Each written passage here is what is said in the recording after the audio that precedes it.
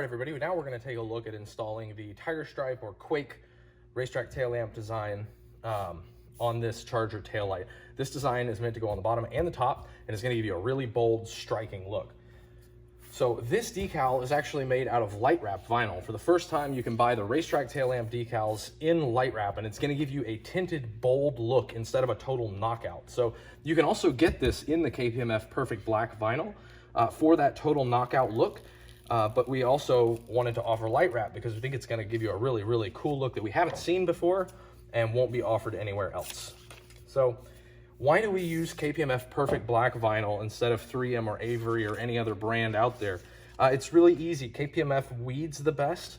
And not only that, it has the blackest blacks. We find that 3M's black is more of a dark, dark gray. And Avery's black, the air release channels show through so much that it's not ultra glossy. Like the black plastic of this light. The other problem with Avery is the film is just so thin that some of the light shines through it. Amazing film. I love installing Avery as an installer, so I'm not bad mouthing their film at all. It's just not ideal for this particular application. We find that Perfect Black is. So if you look, what I've done here is I've cut out the middle section of the backing paper, and I'm going to use the top, these two casting marks here, and where the L, U, and X split to find my center. And all I'm going to do initially is tack this onto the light right in the middle. Check to make sure everything is curved properly. Come over here, look at that, that looks good. Come over here, this looks good. We're ready to rock and roll. So now all we have to do, because this is an air release vinyl, you notice I'm not putting down any liquid. No signage vinyl here on this product, only cast vinyl. See, if I need to reposition it, I can. I just don't push very hard initially. I'm looking at the top of these shards here and the top of the red line, making sure that everything is lined up and they fall perfectly in to that gap, which they do. Now that that side is done, I can work down the face of the light. Just like that. Now we go to the other side.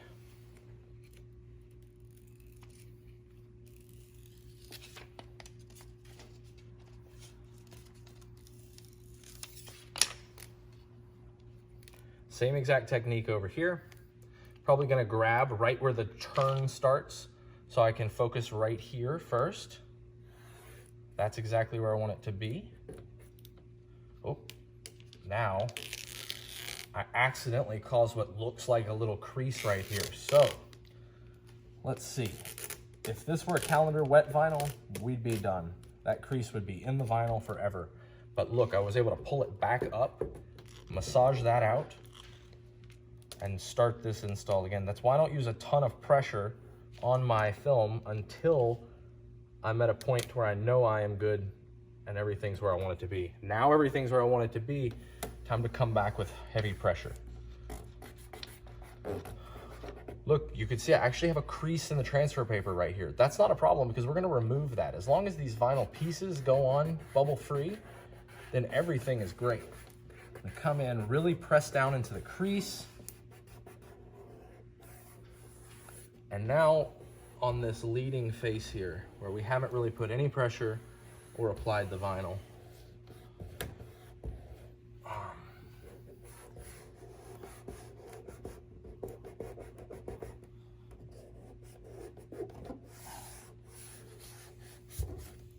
Okay, now we'll start to remove the transfer paper.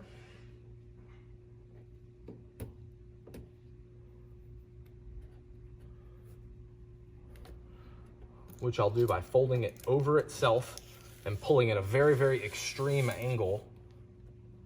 So that's gonna help the vinyl resist coming up with the transfer paper. See, like that? That little corner came up with the transfer paper, but then it fell back down because of this extreme angle that I'm removing it at.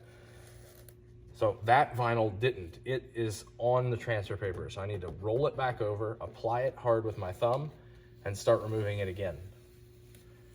So when you're dealing with angles like this, it's very important to move slow, watch, because if it pulls one of those angles up and tears, there's really no recovering. So again, I'm gonna start moving slower. So I know I'm gonna start encountering angles here, here, good, here, good, there, good, there, good, and good. Okay, there we go. The bottom of this decal is now applied. Same exact process. Flip the decal over. Pull the transfer or the backing paper off past the center point, which is about right there.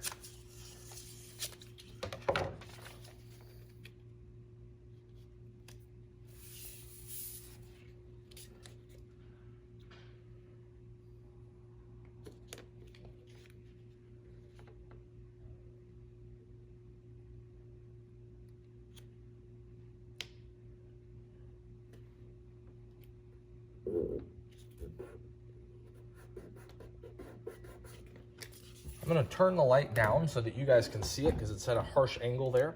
But again, I'm just using the bottom of the decal right into that crease as my starting point. I'm gonna remove the backing paper here. And my eyes are looking here at the gap between this bottom edge and the decal.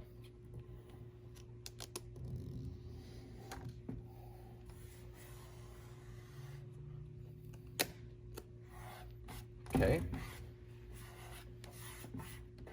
First applying pressure to the face right where the red light shines through, and then working it up.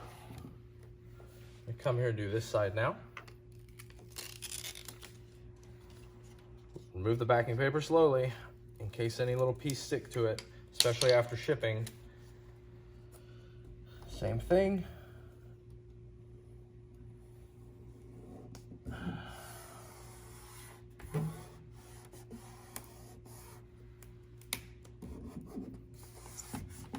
And now work the vinyl up onto that face.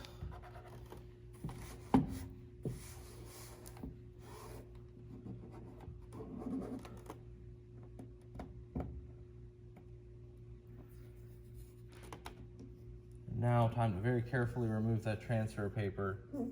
Once again, being conscious of every angle that we're going to encounter, so that if it lifts, we can put it down before it becomes a problem.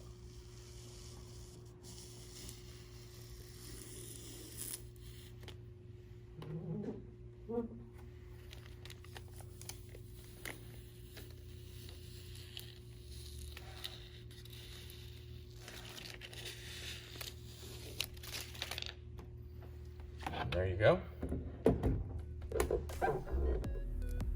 You can see the new design completely installed, looking great.